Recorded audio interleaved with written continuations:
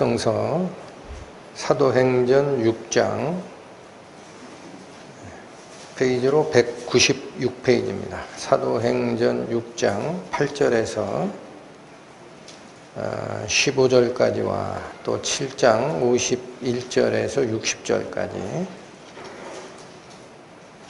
살피겠습니다. 사도행전 6장 8절 스데반이 은혜와 권능이 충만하여 큰 기사와 표적을 민간에 행하니 리버디노 구레네인 알렉산드리아인 길리기아와 아시아에서 온 사람들의 회당이라는 각 회당에서 어떤 자들이 일어나 스데반으로 더불어 변론할세 스데반이 지혜와 성령으로 말함을 저희가 능히 당치 못하여 사람들을 가르쳐 말시키되 이 사람이 모세와 및 하나님을 모독하는 말하는 것을 우리가 들었노라 하게 하고 백성과 장로와 서기관들을 충동시켜 와서 잡아가지고 공회에 이르러 거짓 증인들을 세우니 가로되 이 사람이 이 거룩한 곳과 율법을 거스려 말하기를 마지 아니하는도다.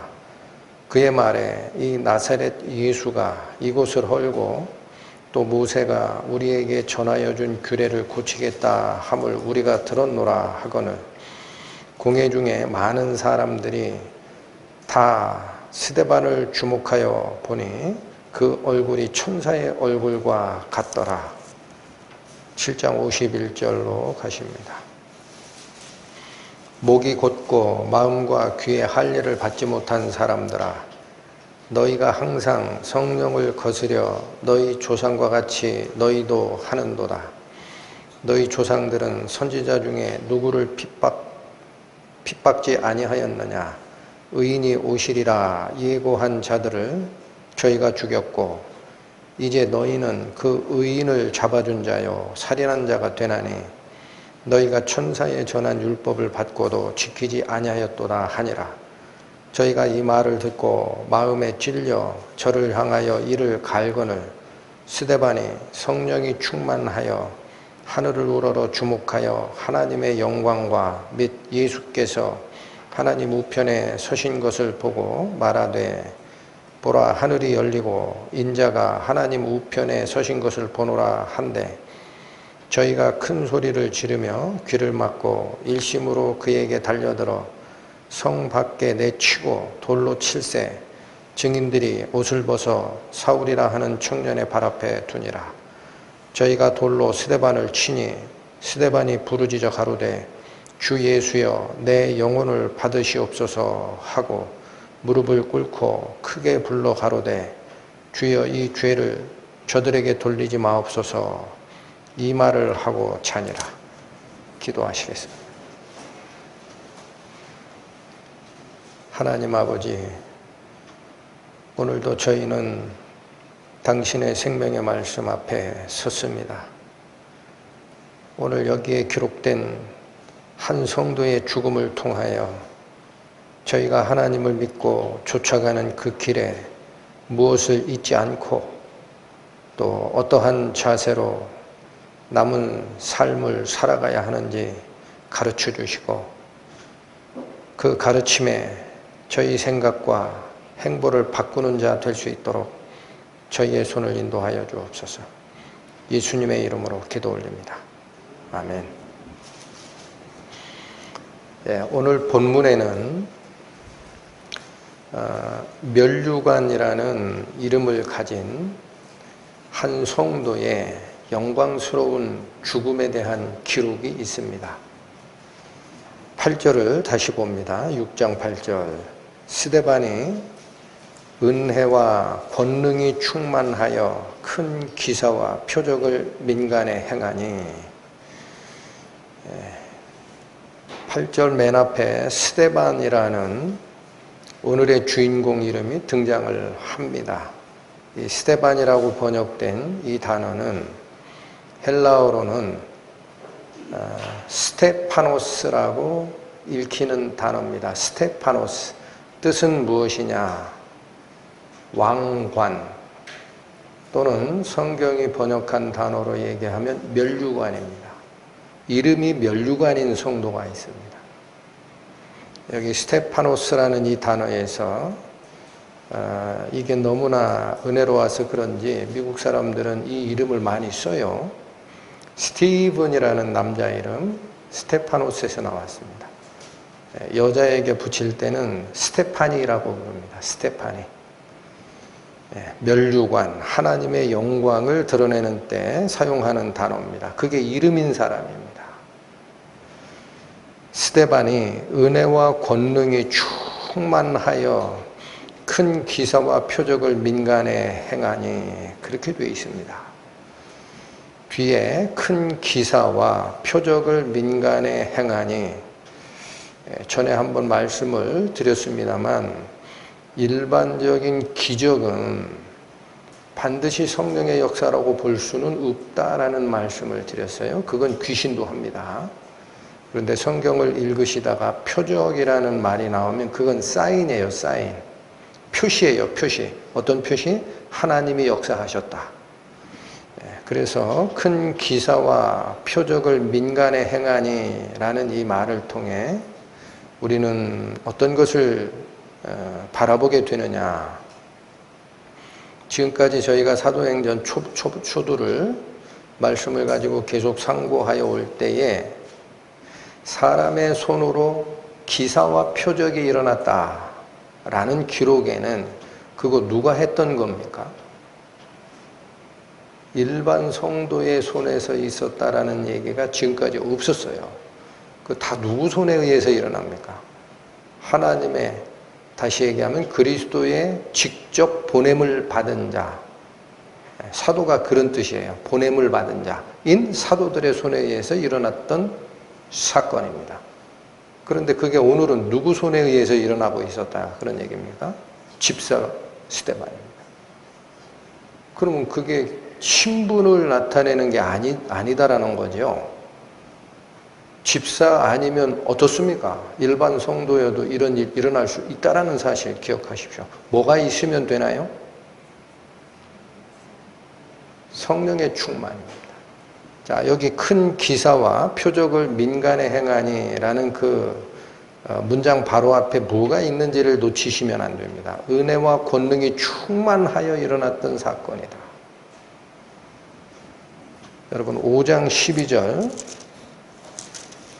가보시면 사도들이 이 일을 할 때도 저희는 말씀을 읽을 때 기사와 표적 그러면 그 단어에만 너무 몰두하는 그런 습성이 있어요. 근데 중요한 게 이겁니다. 5장 12절 가보시면 사도들의 손으로 민간에 표적과 기사가 많이 되매, 이런 말씀으로 기록되어 있었습니다.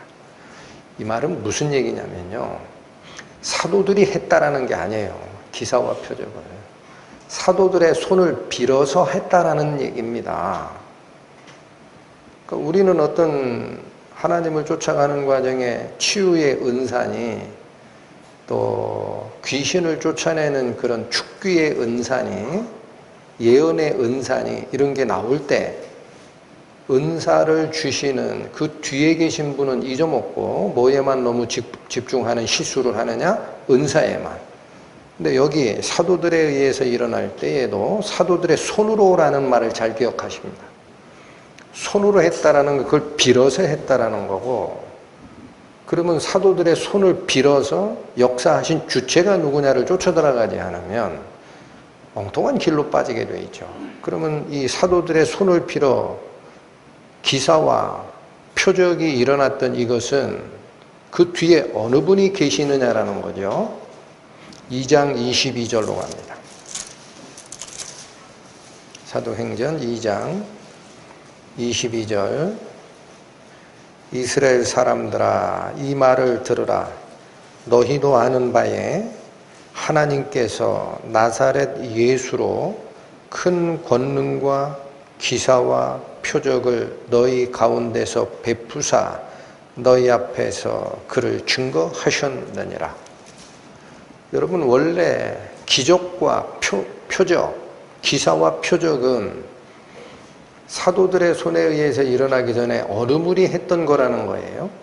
나사렛 예수 그리스도께서 살아 계실 때 친히 베푸셨던 행적이라는 겁니다. 그럼 여기도 마찬가지예요. 2장 22절이 우리에게 증거하는 바는 나사렛 예수 그리스도의 표적이다라는 얘기를 할 때 앞에 어느 분이 서 계세요? 하나님이 서 계신단 말이에요. 하나님께서 나사렛 예수 그리스도를 통하여 많은 기사와 표적을 행하였다라는 거예요. 하나님의 능력이 나타났음을 알라. 왜 그렇게 했느냐? 그렇게 해서 예수를 증거하시니라라고 되어 있습니다.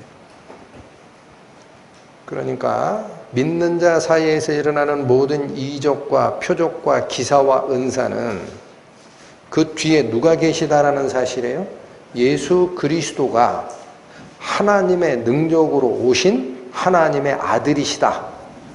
그걸 증거하는 역할이다라는 거 반드시 잊지 마시기 바랍니다. 이걸 강조하는 이유가 있습니다. 오늘 본문에서 집사이냐 사도이냐 일반 성도이냐 그건 중요치 않다라는 말씀을 드렸어요. 집사 직함을 받고 있는 스데반이 원래 자기가 맡았던 공궤하는 일, 음식 조달하는 일, 그 일을 했다라는 얘기를 안 하고 곧바로 증언하는 게 뭐냐? 스데반은 은혜와 권능이 충만한 상태가 돼서 바로 사도들의 손에 의해서 증거됐던 예수님의 증언을 기사와 표적을 통해 나타내는 일을 했다라는 얘기입니다. 그럴 때 이 멸류관이라는 이름을 가진 스데반의 손에 의해서 하나님의 영광이 드러난 건데 이 영광은 은혜와 권능이 충만하여 일어났다라는 사실이 8절에 분명히 증언이 되고 있는 상태인데 여기서 조심할 게 있습니다. 신약 시대를 살고 있는 우리 성도들은 제가 시간 날 때마다 가끔 설명을 드리지만 복음을 선포하기 위해서 복음 집회를 열면 복음에는 관심이 없는 분들이 와요. 소개받고 오는데 저분이 제대로 듣나 하고 나중에 끝나고 보면 엉뚱한 거를 가지러 왔어요. 뭐냐, 자기 남편을 데려왔는데 병이 있다 이거예요. 여기 말씀 좋다는 얘기 들으니까 와서 병 낫는 은사 어떻게 얻어갈까 하고 왔던 겁니다. 주객이 바뀐 겁니다. 여러분, 뒤에 있는 하나님을 발견 못하고 앞에 나오는 증거하기 위한 그 예표를 자꾸 보다 보면 망하는 수가 있습니다. 8장 9절을 가보십니다. 망한 사람의 예가 있어요. 망했는지 나중에 회개했는지는 모르겠습니다.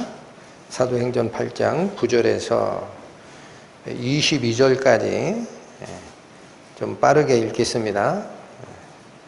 잘 따라오십시오. 9절. 그 성에 시몬이라 하는 사람이 전부터 있어 마술을 행하여 사마리아 백성을 놀라게 하며 자칭 큰 자라 하니, 여기 누가 있다? 마술사 시몬이 있었다. 10절. 낮은 사람부터 높은 사람까지 다 청종하여 가로되 이 사람은 크다 일컫는 하나님의 능력이라 하더라. 마술사 시몬이 행한 그 기적을 보고 사마리아 성 사람들은 뭐라고 오해를 했습니까? 하나님의 능력이 이 사람을 통해서 역사하고 있다. 그래서 시몬을 졸졸졸 쫓아다녀요. 청종하고. 11절. 오랫동안 그 마술에 놀랐으므로 저희가 청종하더니, 12절. 빌립이 하나님 나라와 및 예수 그리스도의 이름에 관하여 전도함을 저희가 믿고 남녀가 다 세례를 받으니. 자, 상황은 빌립이 전도하기 전의 상황은 마술사 시몬이 그 사람이 행하는 마술, 기적에 사람들이 놀래가지고 이건 하나님의 능력이요 하고 그 사람을 졸졸 쫓아갔던 상황인데, 집사 빌립, 전도자 빌립이 사마리아 땅에 가서 전도를 하니까 사람들이 그리스도와 그 이름에 관한 전도를 듣고 믿고 남녀가 다 세례를 받는 일이 있었습니다. 그러면 이 마술사 시몬은 어떻게 됐느냐? 그도 따라와요. 12절. 빌립이 13절. 시몬도 믿고 세례를 받은 후에 자, 믿고 세례 받았죠. 전심으로 빌립을 따라다니며 그 나타나는 표적과 큰 능력을 보고 놀라니라. 여러분 자세히 보시면요, 사마리아 성의 일반 백성은 12절의 표현대로 저희가 믿고 남녀가 다 세례를 받으니로 끝납니다. 그런데 시몬이 세례받은 그 내용을 설명하는 13절을 잘 보시면 시몬도 믿고 세례를 받은 후 전심으로 빌립을 따라다녔어요. 여기까지는 더 좋은 형태죠. 마음을 다하여 쫓았다라고 하니까. 그러나 이유가 나옵니다. 왜 마음을 다하여 쫓았느냐? 그 나타나는 표적과 능력을 보고 놀래서 전심을 다해 쫓아다닌 겁니다. 그리스도의 이름과 회개가 중요한 사람이 아니에요. 그래서 14절 예루살렘에 있는 사도들이 사마리아도 하나님의 말씀을 받았다 함을 듣고 베드로와 요한을 보내니 그들이 내려가서 저희를 위하여 성령 받기를 기도하니 이는 아직 한 사람에게도 성령 내리신 일이 없고 오직 주 예수의 이름으로 세례만 받을 뿐이라라. 여기 희한한 얘기가 나옵니다. 처음에 복음이 전파될 때 예수 그리스도를 믿겠다라는 그들의 결정과 또 그 결정을 드러내는 표로서 세례를 받은 사람들이 있었던 거죠. 그런데 뭐는 아직 못 받았습니까? 성령은 못 받았습니다. 그러니까 우리가 기억해야 됩니다. 일반적으로 어떤 사람의 믿음이 좋냐 나쁘냐를 따질 때 세례교인입니까 아닙니까 따지는데, 여러분 이 사례를 통해 보면 세례교인이 구원받은 교인이에요? 아무 필요 없는 거예요. 세례 자체는 성령 안 받았는데 겉껍데기다 이거야. 세례는 겉껍데기다. 전에 설명드렸어요. 우리가 구원받고 받는 세례는 물세례가 아니다 그래서 그건 예표다. 무슨 세례를 받아야 하나님의 자녀가 된다? 성령의 세례. 어디서 나온다? 세례 요한이 얘기했죠. 나는 물로써 너희에게 세례를 주거니와 나의 뒤에 오시는 이는 나보다 훨씬 크시니 그는 성령으로 세례를 주실 것이라. 예수님의 말씀으로 거듭난 자의 표상은 성령 세례가 표상이지 물세례는 예표입니다. 껍데기 붙들고 그냥 끝났을 뻔했어요. 이어집니다. 17절 이에 두 사도가 저희에게 안수함에 성령을 받는지라. 이 사건이 기록된 이유는 저는 이렇게 이해를 합니다. 하나님 믿고 하나님 예수 그리스도를 내가 믿겠습니다 결정하고 교회가 주는 세례 의식에 참여했다고 해서 안심하지 말라는 거예요. 너희 속에 성령이 오기까지는 너희는 껍데기야. 이걸 보여주는 가르침입니다. 다행히 그 당시는 베드로와 요한이 가서 안수를 하니까 성령이 내려오셨어요. 18절부터가 중요합니다. 시몬이 사도들의 안수함으로 성령 받는 것을 보고 돈을 들여 가로되 이 권능을 내게도 주어 누구든지 내가 안수하는 사람은 성령을 받게 하여 주소서 하니, 여러분 시몬의 본심이 드러난 위치가 여기입니다.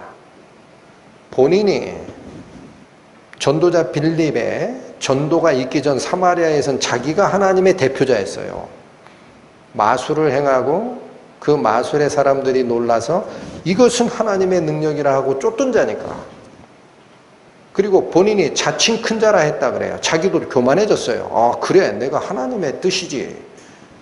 그런데 빌립의 전도를 받고 아이쿠 이거 아니구나 하고 돌아오는데 백성들은 예수 그리스도의 이름을 전파함을 듣고 믿고 세례를 받았다라고 끝나지만 시몬의 회심에는 어떤 말이 붙느냐, 믿고 세례를 받고 전심으로 빌립을 쫓아다녔는데 그 뒤에 나오는 말이 수상해요. 빌립이 행하는 표적과 기사를 보고 너무 놀랐다라는 그건 뭐야? 내가 가지고 있는 마술 실력이 요건데 빌립이 보여주는 표적과 기사는 이만하더란 얘기야. 어이쿠 내가 가지고 있는 이거 아무것도 아니구나. 여기 쫓아다녀야지. 그렇게 다녔던 거예요. 마술사 시몬이. 그런데 이젠 더 큰 게 왔어요. 뭐가 왔어요? 그걸 행하는 기본적인 근원이 성령이시다라는 사실을 깨우쳐버렸네.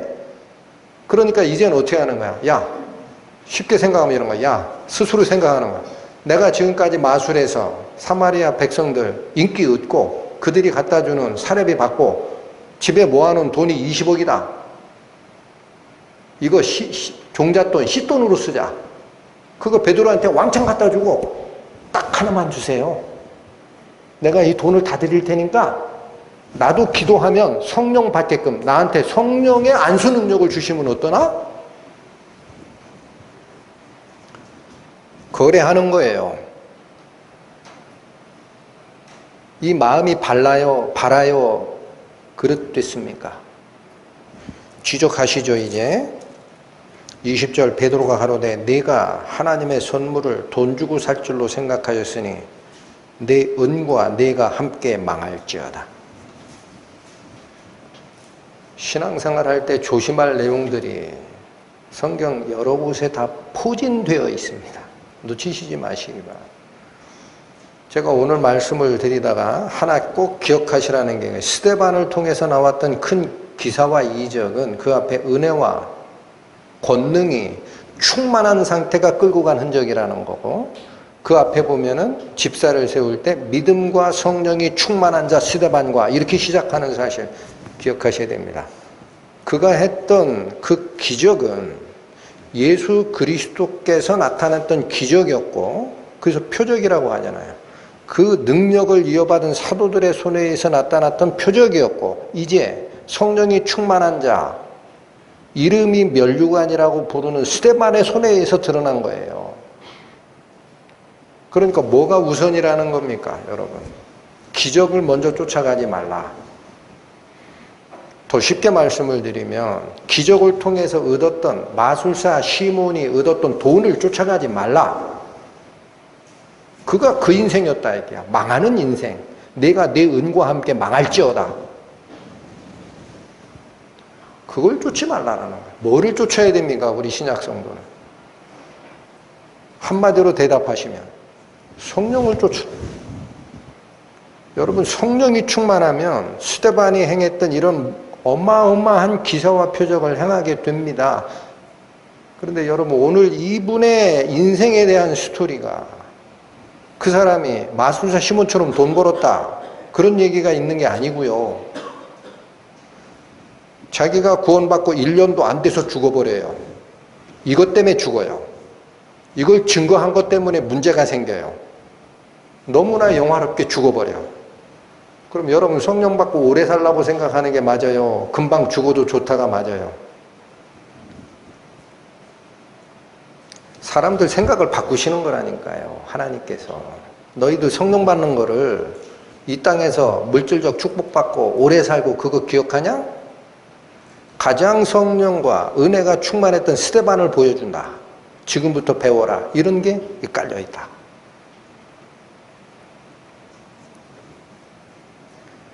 우리는 그러니까 말씀이 이끄는 방향 외에는 내 생각이 기존에 어떻게 서 있더라도 다시 허물고 다시 지어야 됩니다. 집을.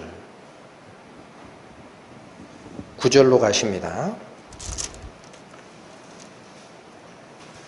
자, 8절에 어떻게 끝났느냐. 큰 기사와 표적을 민간에 행하니 이렇게 끝납니다. 이것 때문에라는 거예요. 이것 때문에. 9절. 리버디노, 구레네인, 알렉산드리아인, 길리기아와 아시아에서 온 사람들의 회당이라는 각 회당에서 어떤 자들이 일어나 스데반으로 더불어 변론을 하게 됩니다. 이 기적을 행한 것 때문에 여러분, 이제 이해를 위해서 잠깐 설명드리면 거기 리버디노라고 되어 있는 단어 있죠. 이건 발음 나는 대로 번역한 단어인데 원래 헬라어로는 리베르티노라고 읽힙니다. 리베르티노. 뜻은 무슨 뜻이냐? 자유한 사람들이라는 뜻입니다. 여기 혹시 축구 좋아하는 청년들 계시면 수비수입니다.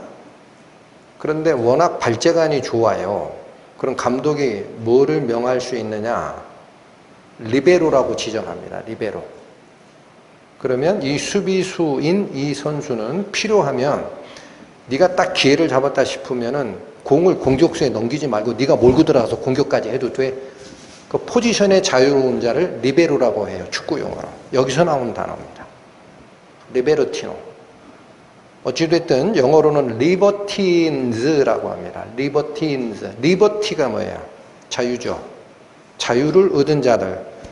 그래서 이 단어를 통해 우리가 추적하는 것은 원래 유대 땅, 이스라엘 땅에 살고 있었던 유대인들이 있었고, 구약에 흩어졌던 유대인들이 이거를 디아스포라 유태인이라고 합니다. 노마든 어디든 흩어져 있던 유대인들이 거기서 종살이 하다가 놓여서 본국으로 돌아온 사람을 이 리버티노라고 한 것 같아요. 학자들이 그렇게 연구를 해냈습니다. 그런데 왔더니 어떤 문제가 되느냐. 이스라엘에서만 계속 산 사람들은 히브리어를 알잖아요. 근데 노마에서 살고 저 딴 나라에서 살던 사람들은 와보니까 모국어 다 잊어먹었죠. 금방 온 게 아니니까. 언어가 달라요. 우리나라도 마찬가지죠. 미국에 이민 가면 이민 2세들의 구원 문제가 왜 심각해지느냐. 우리말을 잊어버렸어요. 여기서 나가는 설교를 들어줘도 이해를 못합니다. 어디 가서 복음을 제대로 들을 기회가 없어요. 물론 미국에 있는 목사님들 설교 중에 은혜로운 설교 많지만 쪽복음이에요. 다. 전체를 엮어주는 설교를 듣고 싶은데 없어. 저희가 고민하다가 한 3년 전에 말씀사랑교회에서 시행됐던 복음집회 테이프 한 질 전체를 영어 자막을 거기다 입혔습니다. 영어 자막. 그걸 가지고 구원받는 회심의 역사도 일어났습니다. 어찌됐든 언어가 다른 사람들이 왔기 때문에 이들은 어떤 언어를 썼을까 하면 그 당시 로마 지배 아래에 있던 이 문화권에서 주된 언어가 뭐냐? 그리스어입니다. 헬라어예요. 정치 체계는 로마지만 로마는 자기가 정복한 나라에 좋은 문화가 있으면 받아들이는 속성이 있어요. 근데 자기가 가만히 보니까 그리스 문화가 너무 위대하거든. 그래서 그리스 신화가 로마로 그대로 오는 거예요. 그러니까 이 당시에 쓰고 있는 언어가 뭐였다? 이들은 헬라어예요. 한마디로. 그리스어, 헬라어. 그러니까 이들이 누구냐? 헬라파 유대인 중에 모국으로 돌아와서 언어 장벽이 있으니까 그들의 예배와 성경 공부에 참여하기보다 별도의 회당을 만들어서 자기끼리 모였던 그룹이 있었다라는 거예요. 이들 중에 사람들이 일어나서 스데반과 변론했다. 왜 변론의 문제가 생겼을까요? 이유는 스데반이 이적과 기사를 행하면서 마술사 시몬처럼 자칭 큰 자라. 그랬으면 변론할 필요도 없어요. 어디서 이상한 이단의 괴수 하나 나왔네 그러고 말지. 그러나 스데반의 이름에서 여긴 기록이 안 돼 있습니다. 그렇지만 그의 손에 의해서 일어난 큰 기사와 표적이라는 말을 통해 우리는 알게 됩니다. 이게 어디서부터 왔다라는 사실? 예수 그리스도로부터. 그러니까 그 표적과 기사를 묻는 자들에게 뭐를 증거했을 거예요? 스데반이. 이건 내 능력 아니야. 여러분 나에게 주목하면 안 돼요. 이거는 부활하신 예수님이 나에게 준 그 능력이에요. 그러니까 여러분들 꿈에서 깨나셔야 됩니다. 예수님이 바로 하나님의 아들이었고 그거를 잡아 죽인 우리가 지금 뭔가를 잘못하고 있습니다. 이걸 얘기를 하게 된 겁니다. 그게 증인이에요. 그러니까 각 회당에서 날고 긴다라는 사람들입니다. 여기 일어난 사람들은 누구냐면 당시에 랍비급 혹은 납비의 수자자급 사람들이 한판 붙자 이렇게 나온 거예요. 스데반 정도면 우리가 한판 붙자 하고 와서 변론을 시작을 하는데 10절 보십니다. 10절 스데반의 지혜와 성령으로 말함을 저희가 능히 당치 못하였다. 여러분 저는 안 가봤습니다. 근데 갔다 오신 분들 얘기를 들으면 이스라엘 그 순방 여행을 가보면 스데반의 순교한 자리에 교회가 서 있답니다. 근데 그 교회 벽면에 벽화가 쫙 그려져 있는데 스데반의 시체를 옮기는 두 사람이 그려져 있어요. 그래서 그 현지 가이드들에게 물으면 뭐라고 설명하느냐, 그 시체를 옮기는 두 사람, 하나는 가말리엘, 하나는 예수님과 거듭남에 대해서 논쟁했던 그 누구죠? 크게 안 들려요. 네가 유대인 니고데모. 죄송합니다. 제가 이래요 요즘에. 그 둘이 스데반의 시체를 옮기는 그림이 벽화에 있대요. 모르니까 저 사람 누구예요 하면 하나는 가말리엘, 하나는 니고데모라는 거예요. 둘 다 랍비인데 가말리엘이 최고의 선생이었죠. 그 이유를 물으면 스데반이 전승에 따르면 가말리엘의 문화생이었어요. 여기 중요한 정보가 하나 또 나옵니다. 우리 이미 아셨지만 나중에 신약성서의 3분의 1을 기록하는 사도 바울이 누구 제자입니까? 가말리엘의 제자입니다. 그러면 스데반과 가말리엘은 문화생이에요. 동문수학한 한 스승 밑에 동문수학한 문화생이라고. 근데 하나는 예수를 증거하다가 죽고 하나는 저거 돌 맞아 죽어 싸다 하고 옷을 지키는 증인을 하잖아. 자, 제가 이 말씀을 드린 이유가 뭐냐, 여기 리버디노라고 부르는 이 사람들, 자유인의 회당에서 스데반을 향하여 한판 붙자 하고 일어난 사람들은요, 보통 사람들이 일어난 게 아니에요. 랍비급들이 일어난 겁니다. 어디서 이상한 거 배워와가지고 말이야, 엉뚱한 소리야. 한판 붙을래? 그러고 붙어봤는데 스데반이 어떻게 이겼다라고 돼 있어요? 10절, 스데반이 지혜와 성령으로 말해서 저희를 다 굴복시켰어요. 얘기하는, 질문하는 족족, 왜 예수가 그리스도이신지, 왜 예수가 죽어야 되는지, 왜 그분이 지금 성령으로 계시는지, 이걸 구약 성경을 통해서 다 얘기를 해버린 거예요. 지혜와 성령이 아니면 그걸 입증할 수 없습니다. 당할 방법이 없죠. 그죠? 자, 그래서 그 밑에 이들이 취하는 그 잘못된 정책이 있지만 그건 조금 이따 미뤄두시고, 복음을 전하는 때에 여기 있는 그 말씀대로 10절이 기록한 그 말씀대로 하나님을 증거하다가 어떤 질문이 나올 때 그에 대한 답변은, 스데반도 가말리엘이라는 랍비 제자였지만 자기 지식으로 그걸 방어하는 게 아닙니다. 성령이 주신 지혜로 하는 거예요. 그렇게 하라고 되어 있습니다. 잠깐 누가복음 가보시죠. 21장 신약 133페이지 누가복음 21장 14절 15절 보십니다. 그러므로 너희는 변명할 것을 미리 연구치 않기로 결심하라. 내가 너희의 모든 대적이 능히 대항하거나 변박할 수 없는 구제와 지혜를 너희에게 주시리라. 예수님께서 제자 파송을 할 때 당부한 말씀입니다. 첫 번째 하지 마라가 있습니다. 뭐 하지 마라?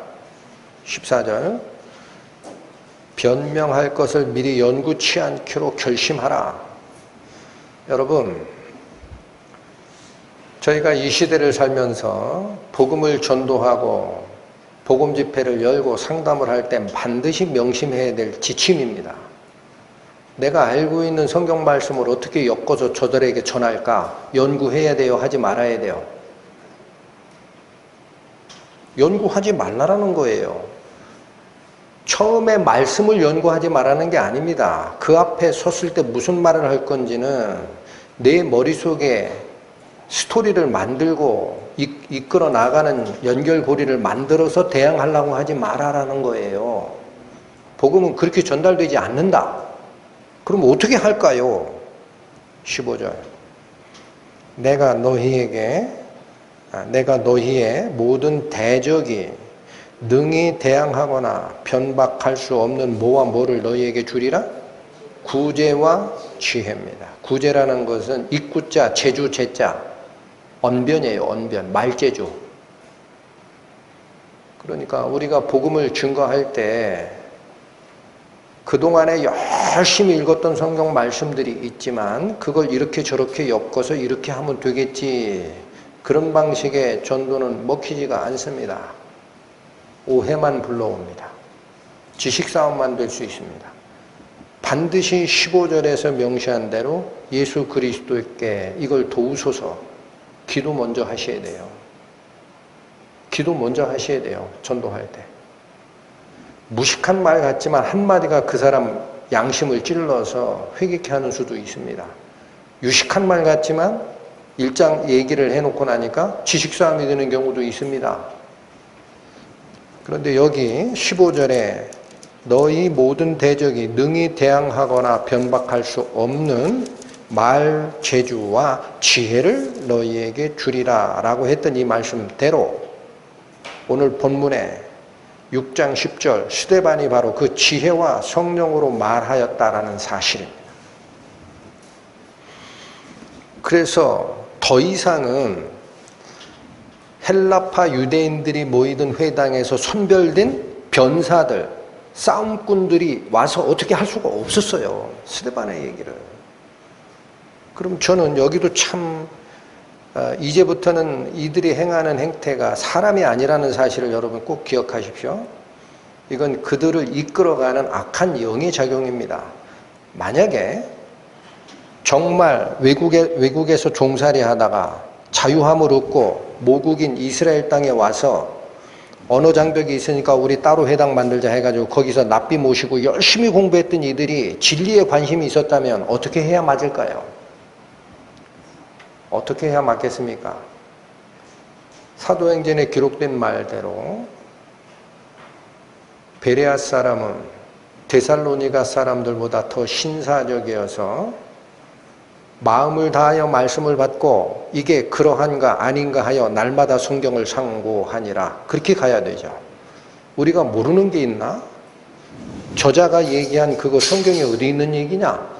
한번 따져보자 하고 들어가야 됩니다. 맞습니까? 틀립니까? 근데 이들이 한 행태는 어때요? 지혜로운 사람이 아니에요. 협작과 정치적 영향력을 동원해서 법정에 고소합니다. 주기자라는 거예요. 주기자. 11절부터 봅니다. 사람들을 가르쳐 말시키되 이 사람이 모세와 및 하나님을 모독하는 말하는 것을 우리가 들었노라 하게 하고, 여러분 11절 이게 무슨 소리예요? 거짓 증인을 세워서 가르쳐 준 겁니다. 이렇게 얘기해. 그러니까 입 맞춘 거예요. 가서 소송 걸리면 너 공회에 가가지고 증인으로 서.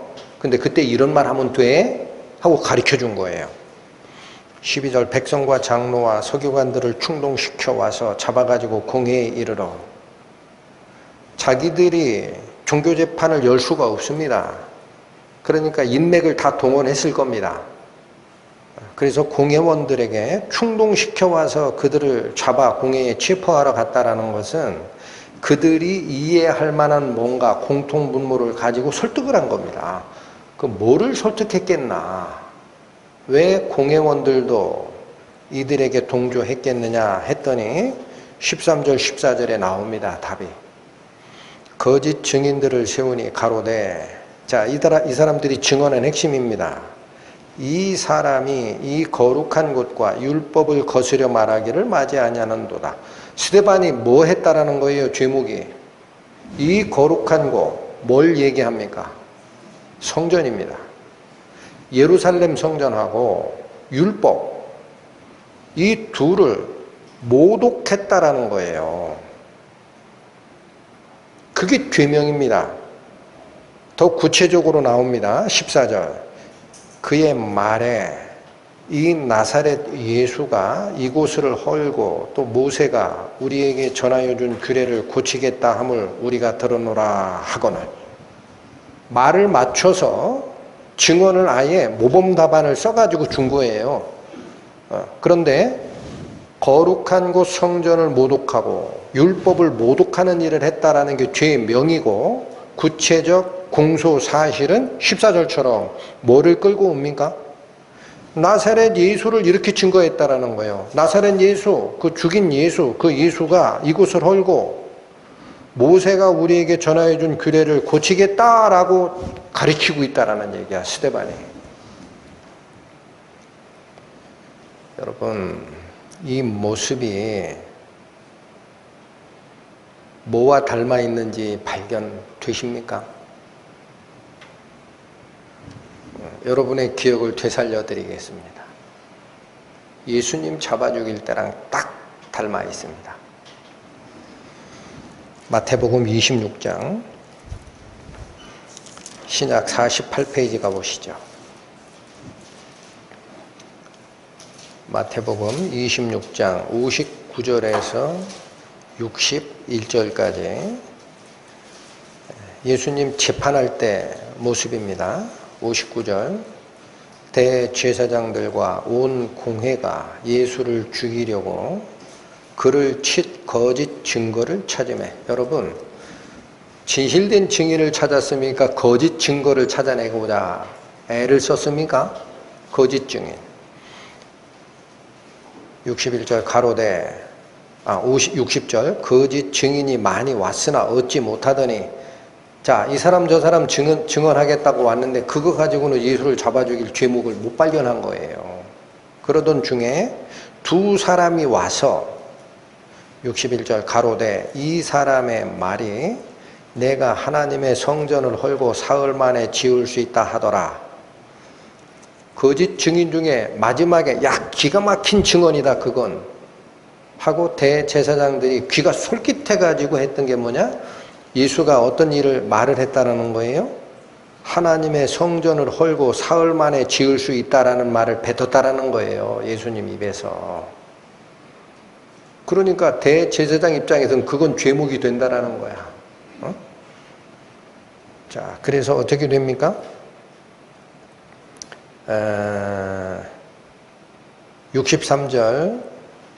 62절 대제사장이 일어나 예수께 묻되 아무 대답도 없느냐? 이 사람들이 너를 치는 증거가 어떠하뇨? 하되 예수께서 잠잠하시거늘 대제사장이 가로되 내가 너로 살아계신 하나님께 맹세케 하노니 내가 하나님의 아들 그리스도인지 우리에게 말하라. 64절 예수께서 가라사대 내가 말하였느니라. 여러분, 예수님이 침묵했던 때와 예수님이 입을 여신 때가 있습니다. 잘 기억하셔야 됩니다. 어느 말에는 침묵했어요? 내가 하나님의 성전을 얼고 사흘 만에 지을 수 있다라는 거짓 증인의 말이 맞냐라는 말에는 아무 말을 안 하셨어요. 왜? 그 말은 틀리니까. 좀 이따 살필 겁니다. 그러나 대제사장이 의미를 부여해서 왜 가만히 있냐? 내가 살아계신 하나님의 아들 그리스도가 맞냐라는 핵심을 질문했을 때는 예수님이 가만히 있지 않으셨습니다. 네 입으로 말했다. 내가 바로 그라. 더 이상 들을 필요 없다. 하나님을 자기 아버지라고 하는 자는 신성모독이다 하고 잡아 죽이는 거죠. 그러면 앞부분 거짓 증인들이 했던 하나님의 성전을 헐고 사흘 만에 지을 수 있다라는 증언에 왜 예수님이 침묵했느냐? 거기에는 잘못된 정보가 들어가 있기 때문에 동의할 수 없었습니다.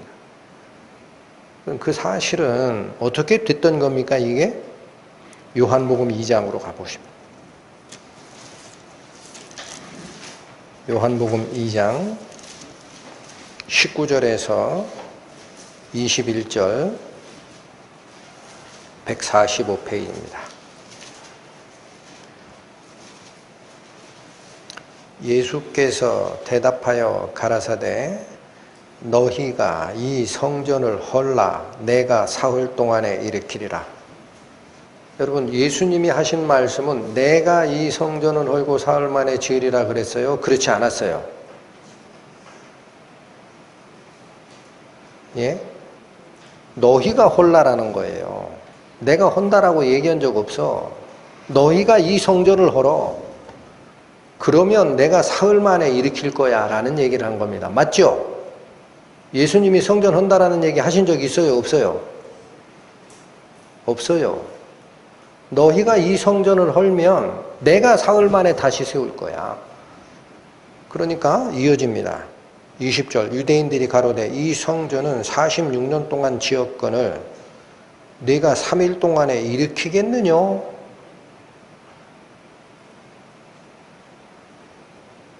거기 논쟁을 하던 당사자들도 네가 헌다라는 얘기를 트집 잡은 게 아니죠. 사흘 만에 일으킬 수 있느냐 네가 진짜로?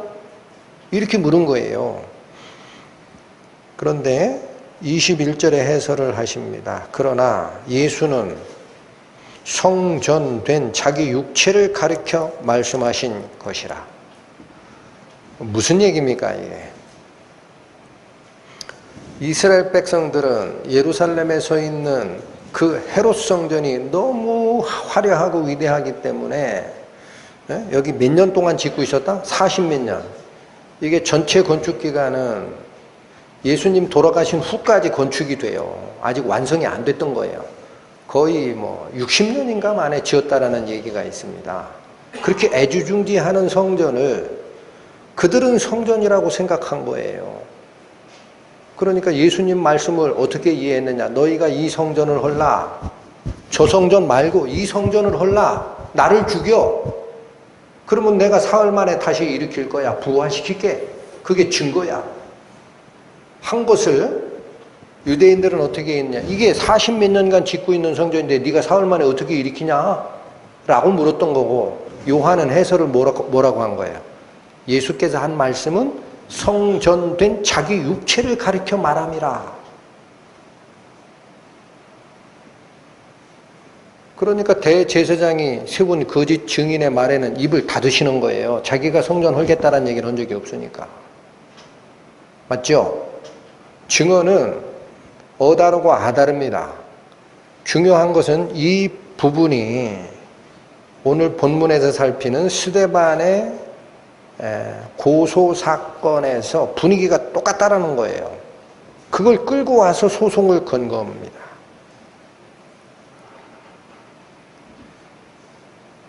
여러분, 스데반이 이 소송에서 고소된 핵심의 내용이 다시 설명드립니다. 13절에 의하면 이 거룩한 곳, 즉 성전과 율법을 모독하는 일을 했다라는 게 죄명이에요. 그리고 구체적인 공소사실은 14절에 있는 것처럼 예수가 이곳을 헐고 다시 지으리라. 그리고 모세가 전하해 준 규례, 그게 율법입니다. 이 율법을 예수가 고치겠다라는 얘기를 이자가 똑같이 하는 거예요. 라는 거. 그게 공소사실이라는 거죠. 그럼 생각을 하십시오.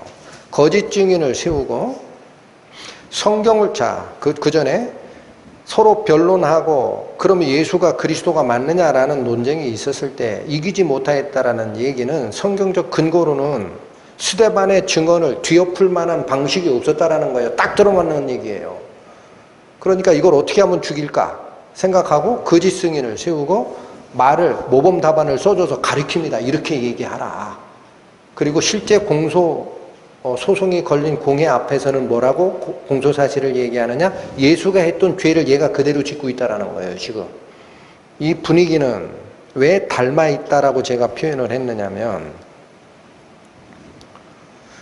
이 사건을 끌고 가는 것은 사람이 아닙니다.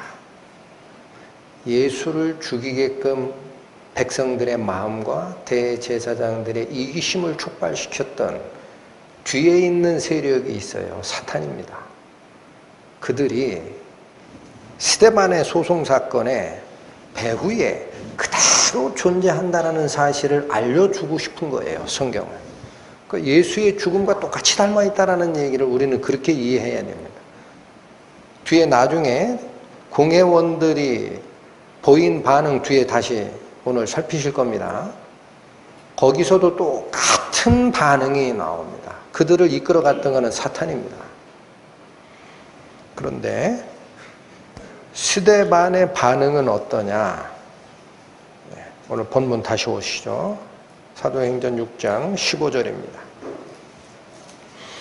공회 중에 앉은 사람들이 다 스데반을 주목하여 보니 그 얼굴이 무엇과 같더라? 여러분, 제가 잘 몰라서 그런지 모르겠지만 성경 전체에서 사람 얼굴이 천사의 얼굴 같았다라는 표현은 이곳밖에 없습니다. 이 말을 왜 썼을까? 스데반이 영성이 어마어마했다라는 얘기를 하고 싶은 걸까? 이 얘기하는 바가 뭘까? 여러분은 뭐같이 느껴지십니까? 이 문장은 출애굽 사건 때 두 번째 시내산으로 올라가서 하나님의 십계명이 적힌 돌판을 가지고 내려오던 모세의 모습을 연상시키는 거예요. 왜 모세의 얼굴이 빛이 났다라고 하는지를 잘 쫓아가야 됩니다. 출애굽기로 가보십니다. 34장입니다. 페이지로 136페이지.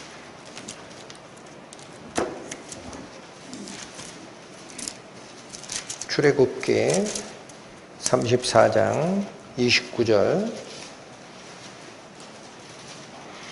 모세가 그 증거의 두 판을 자기 손에 들고 시내산에서 내려오니 그 산에서 내려올 때에 모세는 자기가 여호와와 말씀하였음을 인하여 얼굴 꺼풀에 광채가 나나 깨닫지 못하더라. 여러분, 십계명 돌판을 가지고 내려오는 모세 얼굴이 광채가 났다고 합니다. 얼굴 꺼풀이라는 것은 얼굴 피부가 광채가 났어요. 근데 이게 왜 났다고 그래요? 우리는 이런 게 났다고 그러면은 말씀 속으로 들어가기 전에 야, 나도 얼굴에 한번 났으면 스데반의 순교 사건 사도행전 6장을 읽으면서 야, 신앙생활을 어떻게 하면 스데반처럼 천사의 얼굴이 될까? 여기에 너무 관심 쏟지 마시라고요. 그런 것은 마술사 시몬이 가는 오류에 빠진다고요. 왜 낫느냐를 자꾸 생각하셔야 돼. 똑같은 인간의 얼굴인데 왜 천사의 얼굴로 바뀌었을까? 하면 출애굽기 34장 29절이 우리에게 명확하게 가르쳐주는 사건이 있습니다. 모세의 얼굴이 왜 빛났습니까?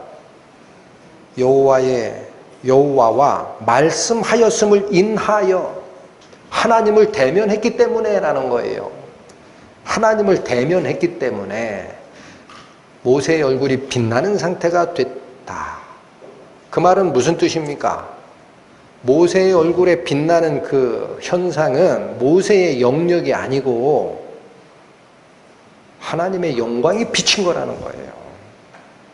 그러면 여기 이 자리에 스데반의 얼굴이 천사의 얼굴과 같았더라 라는 말씀은 무슨 뜻이냐면 믿음과 성령이 충만한 자 스데반 5절에 있었죠. 또 8절에 은혜와 권능이 충만하여 큰 기사와 표적을 행했다라는 이 스데반에게 예수 그리스도의 영광이 함께하고 있었다라는 증거입니다. 지금 같이 있는 거예요. 스데반은 인간 세상의 법정에 서 있으나 스데반은 누가 같이 계신 거예요? 성령이 같이 계신 거예요. 부활하신 예수님께서 같이 계신 거라고 지금. 그러니까 인간으로는 그 최고 법정에 서서 말 한마디 삐끗하면 죽을 상황인데 얼굴이 그렇게 편안해지는 사람이 있습니까? 여기서 여러분에게 놓치지 마십시오라고 말씀드리고 싶은 게 딱 이겁니다. 모세의 얼굴에 빛났던 그 이유가 여호와와 말씀하셨음을 인하여 빛이 났다. 하나님의 영광이 그의 얼굴에 비친 것이다. 그럼 여기 이거를 비춰주는 분은 누구냐? 뒤에 나옵니다. 예수 그리스도십니다. 부활하신 예수 그리스도께서 하나님 우편에 서서 스데반의 순교를 받아주시고 계시잖아. 여러분, 예수님이 죽고 부활하여 하늘로 올라간 그 사건을 기록하는 신약 성서의 대부분의 구절은요, 하나님 우편에 앉으신 바 됐다라고 얘기를 합니다. 그러나 오늘 이 스데반의 순교 사건에서는 하나님의 우편에 서신 예수님이 보였다 그래요. 당신의 위대한 성도가 죽을 때 예수님은 쓰십니다. 나에게로 오라. 내가 너와 함께 하마. 내 품으로 오라. 얼마나 영광스럽습니다. 그게 이 처음에 기록됐다라는 사실이에요. 그게 긴 설교 앞에 공회원들이 71명이 눈을 시퍼렇게 뜨고 말 한마디 잘못하면 죽는 법정에서 스데반은 고민 없어요. 그리스도의 영광의 얼굴이 쫙 비치는 거 하나만 설명을 합니다. 그리고 나서 대제사장들이 신문을 들어가요. 7장 1절 대제사장이 가로되 이게 사실이냐 하면서 2절부터 나오는 이 긴 설교는 신약성서의 설교 중에 제일 긴 겁니다. 여러분 자기 변명했어요. 예수님, 하나님과 예수님을 증거하는 데 시간을 썼어요. 이 설교라고 하지만 하나님과 예수님을 증거하는 데 시간을 씁니다. 스데반은. 그러면 자 다시 한번 보십시오. 이건 굉장히 간단하게 제가 축약을 시켜 드릴 테니까 정신을 조금 더 가다듬으십시오. 고소의 내용이 뭐라고 그랬습니까? 헬라파 회당의 대표자들, 변사들이 일어나가지고 대항하다가 안 되니까 얘를 고소해서 죽이자 해서 고소의 제목이 뭐라 그랬어요? 이 거룩한 곳과 율법을 회방했다라는 게 제목이다 그랬죠. 다시 얘기합니다. 성전 모독죄와 율법 모독죄를 범하는 자고 예수와 똑같은 자다라는 얘기예요. 그 얘기 그대로 전하더라. 그러면 이 큰 설교가, 이 긴 설교가 스데반이 증거했던 게 뭐냐라는 것을 우리는 짚고 넘어가야 됩니다. 뭘 말씀을 했을까요? 자기가 알고 있는 그리스도를 증거하는 거예요. 워낙 기니까 잘 모르지만, 자, 그래서 요약합니다. 스데반의 설교의 핵심은 이스라엘 백성들에게 주어진 세 개의 언약을 얘기하는 거예요. 이들은 신약을 안 믿어요. 맞죠? 당시에 신약 성서도 없었고. 그럼 구약 성서가 얘기하는 이스라엘 백성을 향한 세 가지 언약이 어디서 출발합니까? 첫 번째 출발지는 메소포타미아 지역에서 우상 숭배하고 살던 아브라함을 불러내면서 주는 아브라함 언약입니다. 아브라함 언약. 믿음의 조상이라고 그래요. 그래서 아브라함을 불러내서 어떤 약속을 주십니까? 내가 지시할 땅으로 가라 해놓고 이 땅을 누구에게 준다? 너와 내 씨에게 준다 그래요. 그리고 너는 만복의 근원이 될 거야. 이게 아브라함 언약입니다. 근데 실행이 안 되는 듯해요. 왜 그래요? 아브라함 밑에 이삭 밑에 야곱인데 야곱의 12아들이 땅을 유업으로 얻기도 전에 기근 때문에 어디로 내려가 버려요? 애굽으로 가잖아. 400년 동안 종살이 하다가 나오죠. 그러니까 그 400년 후 종살이 할 때 이 약속을 이어받아서 모세를 세웁니다. 그리고 시내산에 가서 무슨 언약을 주느냐? 시내산 언약을 줘요. 율법을 주세요, 한마디로. 구체적인 지침을 주시면서 뭐라고 하느냐? 모세에게 한 말이 그겁니다. 나중에 너희 백성 중에 너와 같은 선지자 하나를 내가 세우는 날이 있을 거야. 이게 다가 아니야. 내가 했던 그 일에 진짜를 보여줄 너와 같은 선지자. 여러분, 모세와 같은 선지자가 뭘 얘기하는 겁니까? 모세와 같은 선지자. 종살이 하던 애굽에서 끌어내어 백성을 구하는 인도자죠. 이분이 신약의 예수님이에요. 죄에 묶여 세상에 종살이 하던 우리를 구원하여 끌어내는 분, 너와 같은 선지자를 앞으로 세울 거야. 이게 시내산 언약의 핵심입니다. 나중에 이 언약이 어디로 통합니까? 다윗의 언약으로 통합니다. 다윗에게는 뭐를 약속합니까? 전심을 쫓아오는 다윗의 모습이 너무 이뻐가지고 다윗이 나는 백향목 집에 거하면서 여호와를 저 천막에 거하게 할 수 없다. 내가 여호와를 위해서 집을 지으리라. 이 소원이 들어갈 때 나단 선지자를 통해 하나님이 탄복을 하십니다. 네가 나를 위해서 집을 짓겠다. 얼마나 아름다운 마음이냐. 그러나 너는 못 짓는다. 너는 이스라엘 땅을 정복하느라 전쟁에 평생을 바친 사람이라 너는 피해 사람이야. 내가 거할 성전에 어떻게 피가 올 수 있냐. 그러지 말고 내 뜻을 받으마. 그러나 성전은 너의 아들 때 솔로몬이 뭐예요? 샬롬, 평화. 네 아들, 평화의 아들이 올 때 그에게 짓게 하마 해가지고 예루살렘 성전이 쓴 거예요. 이게 세 가지 대표적인 언약인데 이거를 긴 설교 중에서 아주 딱 집어냅니다. 몇 군데만 보십니다. 2절, 7장 2절. 스데반이 가로되 여러분 부형들이여 들으소서. 우리 조상 아브라함이 하란에 있기 전 메소포타미아에 있을 때 영광의 하나님이 그에게 보였다. 뭘 시작하죠? 너희가 믿고 있는 아브라함, 우리의 조상 아브라함이 어떻게 출발했느냐? 하나님이 먼저 나타나셔서 불러냈다라는 거예요. 그리고 아브라함 얘기가 가다가 아브라함에게 주는 약속의 핵심이 5절입니다.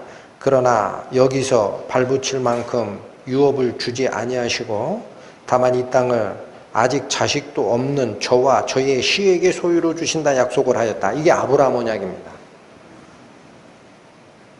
그 씨가 누굽니까? 여러분 그 씨가 누구예요? 아브라함의 후손들을 얘기합니까?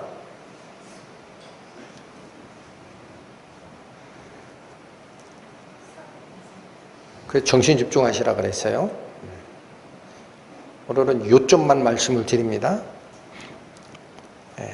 갈라디아서 3장 가보십니다. 3장 16절 305페이지.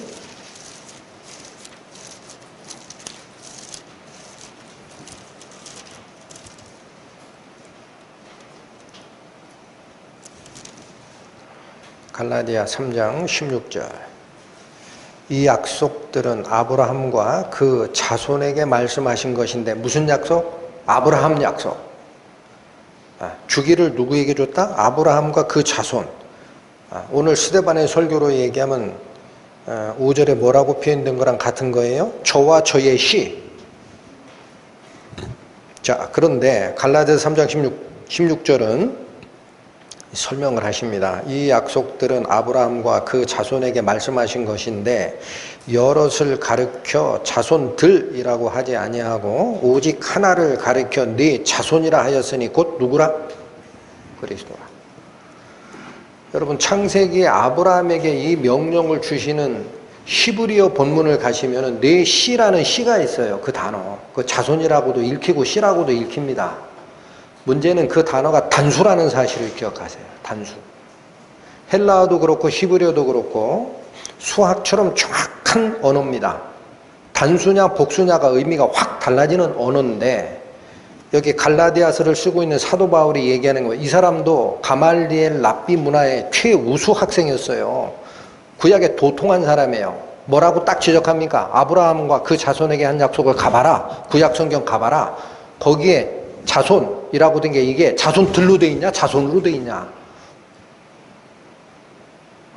자손이라는 거예요. 단수. 그럼 그거 누구냐? 표면적으로는 이스라엘 백성들에게 뭔가를 주는 것처럼 보이나 핵심은 아브라함의 자손으로 태어날 누구? 딱 하나의 자손, 단수? 그게 예수 그리스도를 얘기한 거라는 거예요. 이걸 증거한 게 마태복음이죠. 그래서 마태복음 시작이 어떻게 됩니까? 아브라함과 다윗의 자손 예수 그리스도의 계보다. 왜 아브라함에서 출발합니까? 창세기의 아브라함의 언약이 너와 네 자손에게 이 복을 주리라 하는데 그 자손이 자손들로 안 돼 있고 하나야. 그거 누군지 아냐? 그리스도야. 드러났죠?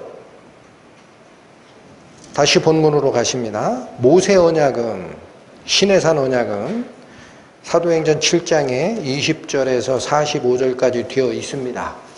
근데 핵심은 아까 제가 잠깐 설명을 드렸지만 37절입니다.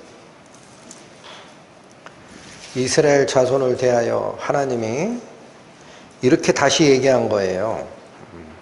모세를 통해 출애굽을 끌어낸 후에 이런 얘기를 해줬다라는 거예요. 37절 이스라엘 자손을 대하여 하나님이 너희 형제 가운데서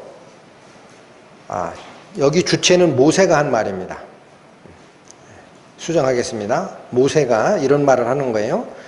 이스라엘 자손을 대하여 하나님이 너희 형제 가운데서 나와 같은 선지자 하나를 세우리라 하던 자, 그 말을 했던 자가 모세라는 거야. 여러분, 출애굽에서 모세가 인도에서 꺼냈으면 된 거 아니에요? 근데 왜 하나님은 모세 입을 통해 뭐라고 얘기합니까? 훗날 너희 형제, 너희 백성들 중에 모세 너 같은 선지자가 나중에 쓸 거야 라는 얘기를 왜 하신 거예요? 아까 말씀드렸듯이 애굽에서 종살이 하던 민족을 꺼내는 인도자, 구원자의 역할을 누가 했듯이? 모세가 했듯이 죄악된 세상에 종노릇하는 우리 영혼들을 이끌어서 하나님께 예배하러 가도록 인도하는 자, 구원자 예수 그리스도가 나올 것이라. 이게 핵심이라는 거예요. 히브리서 3장 갑니다. 355페이지입니다. 히브리서 3장 5절에서 6절입니다.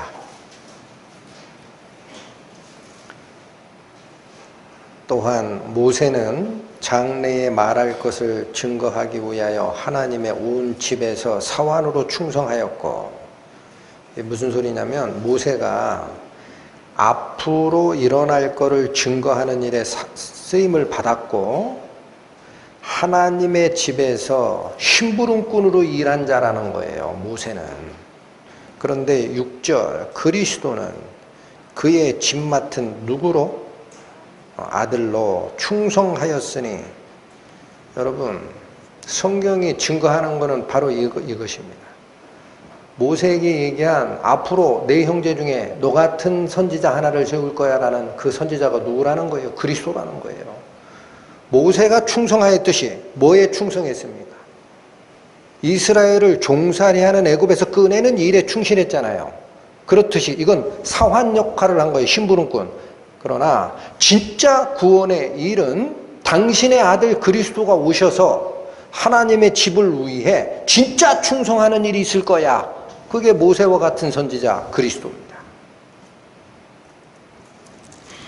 다시 돌아가십니다. 다윗 언약을 얘기를 합니다. 46절에서 지금 사도행전 7장을 얘기하는 거죠. 46절에서 50절까지가 다윗에게 주신 은혜를 설명하는 건데 여기는 다른 얘기를 안 해요. 딱 무슨 얘기하느냐, 다윗이 하나님의 성전을 짓겠다라는 마음을 주었기 때문에 하나님께서는 솔로몬을 통하여 성전을 짓게 했다라는 그 얘기를 하신 겁니다. 그런데 48절 보십시오. 48절. 그러나 지극히 높으신 이는 손으로 지은 곳에 계시지 아니하시나니 선지자의 말한 바 주께서 가라사대 하늘은 나의 보좌요 땅은 나의 발등상이니 너희가 나를 위하여 무슨 집을 짓겠으며 나의 안식할 초소가 어디뇨. 하나님이 뭐 얘기하는 거예요? 다윗이 하나님의 성전을 짓겠다라는 마음을 이쁘게 받았습니다. 그리고 너는 피의 사람이니까 내 대에는 못 짓고 네 아들 때 평화의 왕이 있을 때 그때 성전을 건축하게 하라 해서 성전의 식양을 다 다윗에게 알려줬다라고 돼 있어요. 그래서 그걸 짓게는 합니다. 그런데 하나님이 선언하는 게 있어요. 뭘 선언하십니까? 48절이죠. 지극히 높으시니 누구? 하나님. 손으로 지은 전에 계세요? 안 계세요? 안 계시다고요. 이 말을 스테반이 한 게 아니라 49절 이사야서 66장에 있는 이사야 선지자를 통해서 증거한 말씀. 하늘은 나의 보좌요 땅은 나의 발등상이니 너희가 나를 위하여 무슨 집을 짓겠느냐. 그 집을 짓는 마음은 참 가상한데 내가 거기 가서 거하는 초소는 아니야 라고 얘기했다는 걸 증거한 겁니다. 그럼 여러분 이제 집중하셔야 됩니다. 이런 모든 세 가지 약속, 아브라함의 약속, 아브라함 오냐, 모세의 신의 산오냐, 또 다윗을 통한 영원한 왕권이 다윗의 자손에 있으리라 라는 이 언약을 구약의 모든 얘기를 꺼내느라 설교가 길어진 거예요. 스데반이 증거하고 싶은 건 뭐예요? 그러면 성전이 뭐고 율법이 뭐냐, 이게 언약이 뭐냐? 내가 지금 고소받고 있는 죄명, 이 거룩한 것과 율법을 모독하는 행위를 했다라는 그 두 제목, 이 성전이 무엇이며 너희들이 쫓아가는 모세의 율법이 무엇이냐, 내가 그거를 범한 거냐, 이걸 설명하는 거예요. 근데 첫 번째는 나왔습니다. 제사장들이 그렇게 애지중지하던 성전, 그게 하나님이 원한 성전이에요? 아니에요? 아니에요. 다윗의 뜻이 가장해서 오케이 해준 겁니다. 여러분, 나중에 솔로몬 성전 낙성식에 했던 기도를 나중에 가보십시오. 하나님께서 이 성전에 계시리까? 그래요. 알고 있었어요.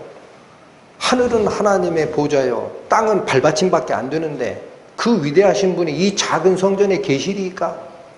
다만 하나님의 이름을 여기에 두셨으니 사람들이 와서 이곳에서 하나님을 향하여 기도하면 하나님은 당신이 계신 하늘에서 들으시고 그 기도에 응답하여 주소서라고만 얘기한 겁니다. 근데 지금 이 시대에 스데반을 종교재판석에 앉힌 대제사장들은 어떻게 생각하는 거예요? 어떻게 생각하는 거예요? 예루살렘에 있는 그 성전이 하나님 집이라는 거야. 이걸 모독하면 안 된다는 거야. 그러니까 그걸 가르쳐 주시려고 예수님이 뭐라고 한 거예요? 너희가 이 성전을 헐라. 저 성전 말고, 잘 들어, 헤롯 성전 말고. 언제 하나님이 거기 거한다고 돼 있냐? 나 예수, 하나님의 영을 가지고 온 자, 하나님께서 세상을 창조할 때부터 같이 있었던 창조자 나, 당신의 품에 품었던 독생하신 하나님 나, 내가 성전이야. 여기에 성령이 있어. 그러니 이거를 헐어. 나를 죽여봐. 3일 후에 부활해서 내가 입증할게. 그 얘기 하신 거잖아요. 맞습니까? 틀립니까? 대제사장들이 애지중지하는 건물 성전 아니다 라는 거예요. 내가 아니다. 예수님께서 얘기하셨잖아. 다윗 성전 질 때도 하나님이 얘기하셨다. 내 거기 거하는 성전 아니야. 네가 뜻이 가상하니까 그렇게 해줄게. 그런 거지. 어디 거기에 성전이냐. 하나님이 그렇게 좁은 데서 거하시냐? 하나 논란이 남았어요. 이 거룩한 곳과 율법을 모독한다 그랬죠, 죄명이. 그럼 율법은 무엇이냐라는 거예요. 대제사장들이 애지중지하는 율법이 무엇이냐? 여러분, 52절 가보십니다. 너희 조상들은 선지자 중에 누구를 핍박지 아니하였느냐? 이 말은 너희 조상들이 하나님이 보낸 선지자를 전부 핍박했다는 얘기예요. 의문문으로 쓰여 있지만 맞죠? 곱게 받아준 선지자가 없습니다. 톱으로 키고 기름가마에 집어넣고 그렇게 죽였습니다. 그러면서 이 말씀을 하십니다. 의인이 오시리라 예고한 자들을 저희가 죽였다. 그러니까 이 말이 뭐예요? 이스라엘 백성이 죽였던 선지자들은 뭘 예고하러 오신 분이다? 의인이 올 거다. 앞으로. 죄인 말고 앞으로 인류 역사에 의인이 한 분이 올 거야. 누굽니까? 죄 없는 자 예수 그리스도가 올 거야. 이게 선지자가 예언한 핵심이라는 거예요. 그런데 다 잡아 죽였잖아, 네 조상들이. 또 하나, 이제 너희는 그 의인을 잡아준 자요 살인한 자가 되나니. 너희 조상이 잘못한 지 너희도 똑같이 한다는 얘기예요. 그 의인이 올 거야. 예언한 선지자, 핍박 안 받은 선지자 있냐? 다 잡아 죽였잖아, 네 조상들이. 근데 너희들 지금 어떻게 했냐? 나를 지금 신문하는 가야바 대제사장, 너 말은 안 했지? 네가 어떻게 했냐? 그 온 의인을 잡아서 죽인 게 너잖아. 율법이 얘기하는 게 뭔지 아냐? 하나님의 기준이고 이걸 성취하러 오시는 예수님이 올 거다라는 거다. 그런데 너희가 그분이 왔는데도 몰라보고 잡아 죽였잖아. 그러면 이게 니들이 애지중지 섬기는 건물로서의 성전을 모독하고 율법을 얘기하는 율법을 모독한 행위냐, 성전과 율법의 핵심이 되는 예수님이 진짜냐? 구분이 되십니까? 왜 그러면 이스라엘의 선조들은 의인이 오시리라 예언하는 선지자의 뜻을 모르고 잡아 죽였느냐? 그리고 지금 대제사장들은 실제로 온 그 의인을 알아보지 못하고 예수를 잡아 죽였느냐? 51절입니다. 목이 곧고 마음과 귀에 할례를 받지 못한 사람들아, 너희가 항상 성령을 거스려 너희 조상과 같이 너희도 하는도다. 왜 똑같은 길을 갈까요? 왜 똑같은 길을 갑니까? 문자화된 성경을 애지중지하고 읽어내도 안 된다라는 겁니다. 뭐가 그들을 못 보게 한 거예요? 마음과 귀에 할례를 받지 못한 상태이기 때문이다. 여러분, 할례가 뭐가 할례입니까? 가죽 베어내는 게 할례죠. 가죽을 베어내면 안에 있는 게 드러나게 돼 있습니다. 마음과 귀에 할례를 받았다라는 표현이 뭡니까? 내 마음이 오픈, 열려있질 않고 이 뒤에 가죽이 딱 싸고 있어요. 하나님의 말씀이 와도 이 가죽을 뚫고는 못 들어가요. 할례 받아야 가죽을, 마음 가죽을 베어내야 하나님의 말씀이 빛으로 내 속까지 들어오게 돼 있어요. 그런데 여기에 가죽을 뒤집어 씌워놨으니까 성령 말씀이 들리겠냐? 귀에도 마찬가지다. 여기 뚫려 있어야 소리가 들어가잖아요. 여기에 가죽이 쌓이는 상태라는 얘기예요. 너하고 너희 조상들이. 그래서 뭐를 거스르는 행동을 하고 있다? 성령을.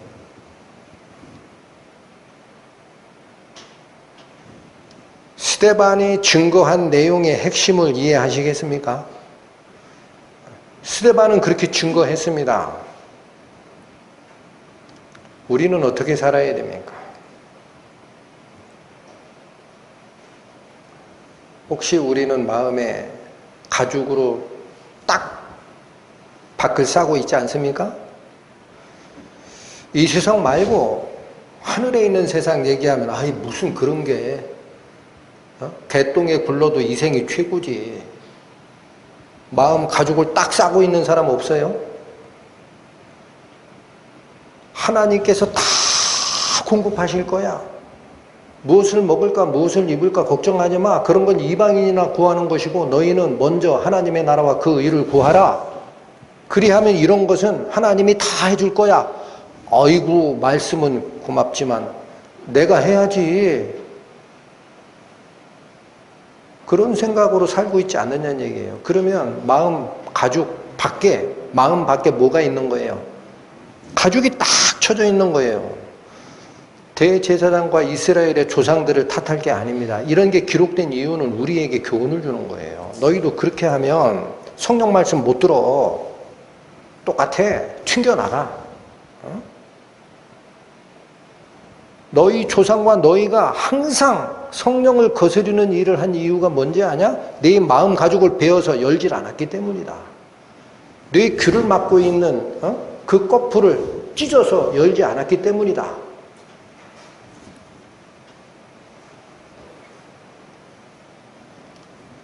대제사장들의 반응이 어떻게 나옵니까?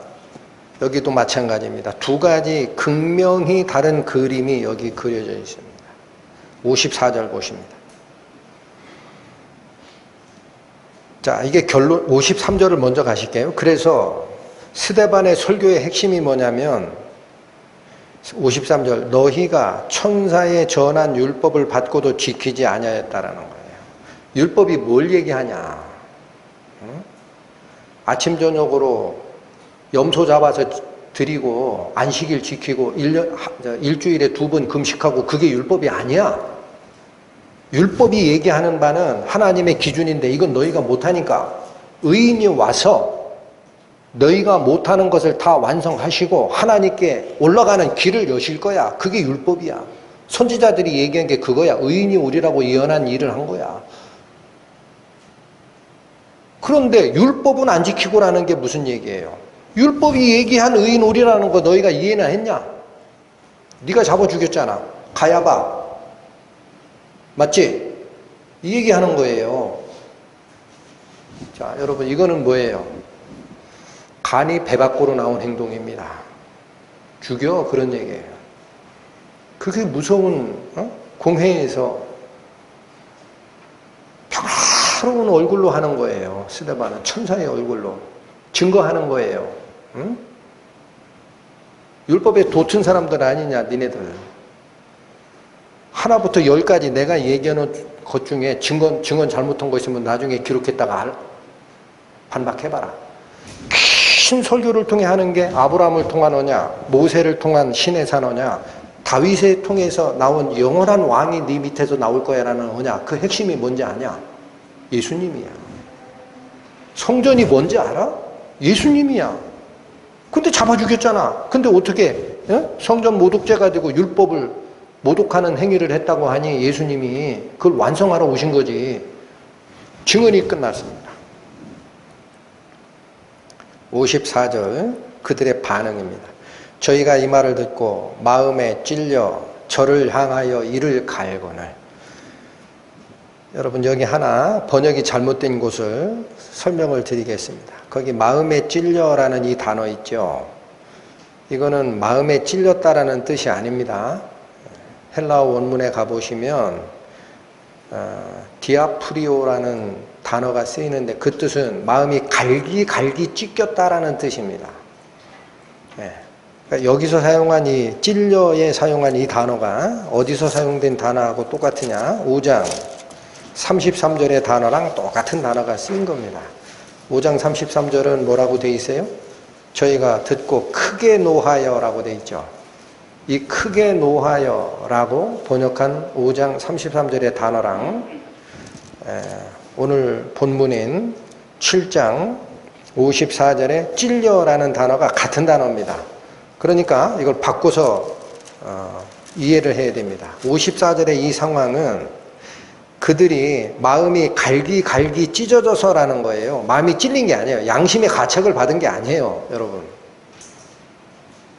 마음이 갈기 찢어진 현상을 5장 33절에 관한 설교 말씀을 증거해 드릴 때 뭐라고 말씀드렸어요? 정신분열증이라 그랬죠. 의학용어로 마음이 찢어진 상태, 정신분열증. 안 좋은 우리 속된 말로 하면 미친 거예요. 광분했다라는 거예요. 광분. 이성을 잊어버렸어요. 이들이. 그래서 어떻게 됐습니까? 저를 향하여 이를 가는 상태가 됐습니다. 이제는 재판장에 재판 진행이고 뭐고 관심이 없어요. 여기에 다 미친 생각에 광분하고 있는 거. 저건 무조건 죽여야 된다. 실제 결과도 그렇게 이어집니다. 죄가 뭔지 선언하는 절차 없습니다.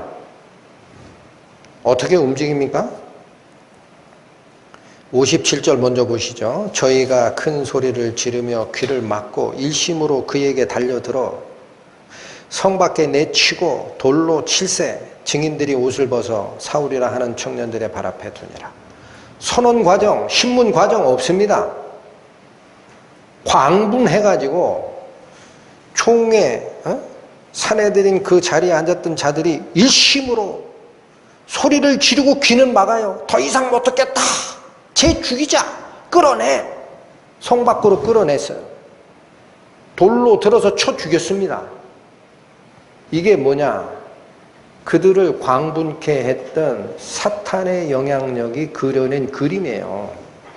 여러분 여기 두 장의 그림이 있다라고 제가 말씀을 드리는 겁니다. 이성적으로 뭘 따지는 사람이 아닙니다. 이제는 그들을 끌고 가는 것은 광분한 영입니다. 이 그림이 하나가 있고 스데반은 어떤 모습이냐? 55절 보시죠. 스데반이 성령이 충만하여, 여러분 빠지지 않는 말씀이 있습니다. 지금 누가 같이 하고 계세요? 성령이 같이 하십니다. 스데반이 성령이 충만하여 하늘을 우러러 주목하여 하나님의 영광과 예수께서 하나님 우편에 서신 것을 보았습니다. 하나님의 영광만 본 게 아닙니다. 이스라엘 백성들이 그렇게 얘기하는 하나님만 얘기하는 게 아니에요. 하나님의 영광에 우리가 다가가려면 누가 있어야 됩니까? 그분께 가는 통로가 있어야 되잖아요. 그분이 누구예요? 그리스도죠. 하나님의 영광과 및 예수님을 보는 거예요. 어디에 앉으셨다? 하나님의 우편에. 이 오른쪽이라는 의미는 히브리어적으로는 그 자리에 앉은 자의 모든 의와 그의 뜻입니다. 우편이라는 게. 그의 본뜻, 그의 능력, 그의 영광을 나타낼 때 오른손이라고 하는 거예요. 이스라엘에서. 그 자리에 예수님이 앉으셨다가 아니라 어떻게 있다? 서셨습니다. 예수님이 왜 서셨어요? 처음부터 다 지켜보고 계십니다. 천상에서. 스데반아, 걱정하지 말어. 너의 죽음은 내가 함께해. 이 강을 건너자. 56절 말하되 보라 하늘이 열리고 인자가 하나님 우편에 서신 것을 보노라. 이 증언 앞에 더 이상 공회원 된 대제사장들은 가만히 있을 수 없었습니다. 스데반이 뭘 증언하는 거예요? 마음과 귀에 할례를 받지 못하여 성령을 거스렸던 조상과 너희, 내 눈에 지금 하늘이 열렸다. 이걸 보느냐? 예수님 계시네.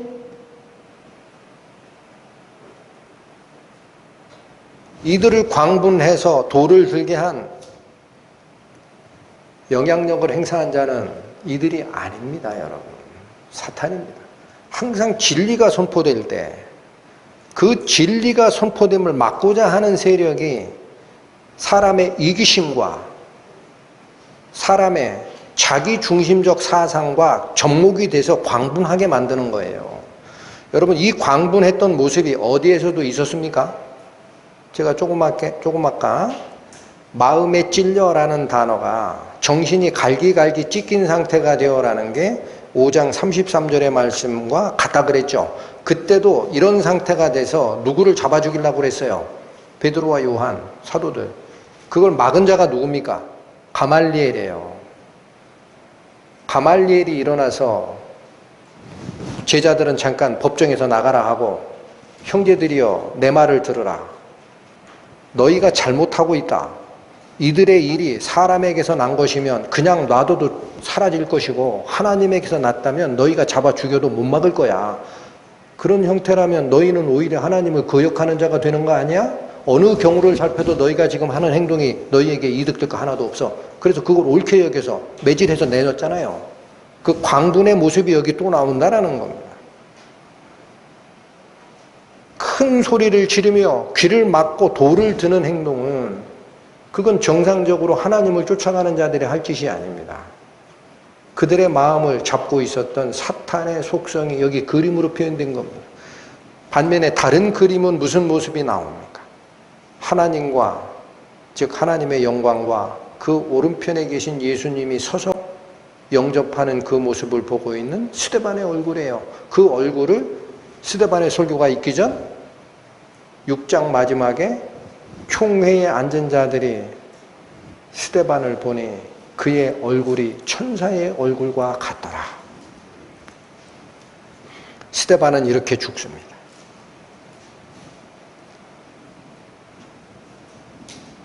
스데반의 죽음에 예수님이 함께 하신 흔적 하나만 더 봅니다. 59절에서 60절 보시죠. 저희가 돌로 스데반을 치니 스데반이 부르짖어 가로되 주 예수여 내 영혼을 받으시옵소서 하고 무릎을 꿇고 크게 불러 가로되 주여 이 죄를 저들에게 돌리지 마옵소서, 이 말을 하고자 하니라. 스데반이 마저 죽는 자리에서 뭘 부탁했어요? 내 영혼을 주 예수님 품어주시고, 또 하나 나를 죽이는 저들의 죄를 용서하소서, 이 두 마디 하고 죽었죠. 예수님 죽으실 때 모습 봅니다. 누가복음 23장 138페이지.